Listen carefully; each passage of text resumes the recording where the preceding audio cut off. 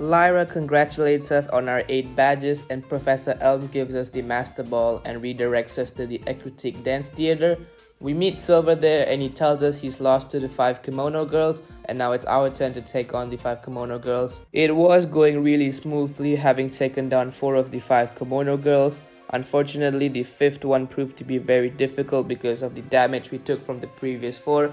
I could not make a safe switch in and I had to sacrifice Crobat because of it. After beating the Kimono Girl and getting the clear bell, it was time to do some serious damage control. I added a Dratini, which I caught from the Dragon's Den, into the team and evolved it into a Dragonair. I set my clock to nighttime to force a Ghastly encounter and then caught it. I watched the Ho-Oh cutscenes and eventually Master Balled it, and in case you're wondering, no, I will not be using the Ho-Oh. I entered the Victory Road, beat Silver, evolved my Ghastly into a Haunter, then Gengar, then went on to challenge the Elite Four. Will was the easiest Elite Four member as my Gengar outsped all of his Pokemon and Shadow Ball to one-hit KO them. The Koga fight was similarly easy as well, as Typhlosion one-hit KO the Ariados and Forretress. Mug was a little bit more bulky, but 3 more flamethrowers later and Mug went down.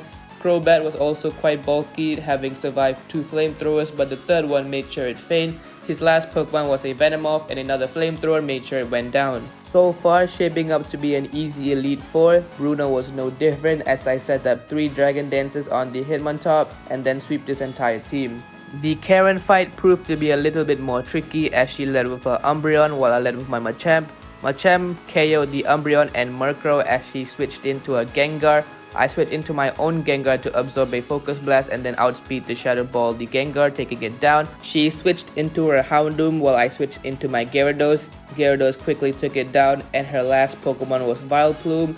Typhlosion came in and finished up the job, and with that the last Elite Four member was taken down. Last but not least was the Lance fight, and this was the most difficult battle of them all. Just kidding, my Gyarados set up 4 Dragon Dances and swept this entire team. That was pretty easy. With that, Lance has been defeated, but since this is a Johto game, this is only just the beginning.